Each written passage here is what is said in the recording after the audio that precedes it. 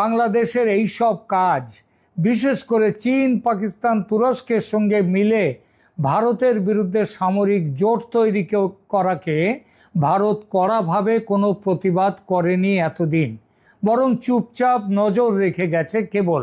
এমনকি বাংলাদেশের বর্তমান রাজনৈতিক নেতৃত্ব নাশকতা সৃষ্টির হুমকি একের পর এক হুমকি দিয়ে গেলেও ভারত সামরিক অভিযানের সিদ্ধান্ত নেয়নি এতকাল।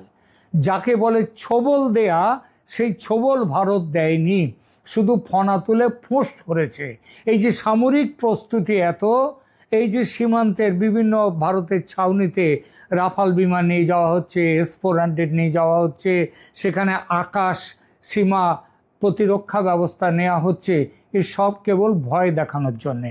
আমি গত বেশ কিছুদিন ধরে ভারত এবং বাংলাদেশ দু দেশের মিডিয়া, বিশেষ করে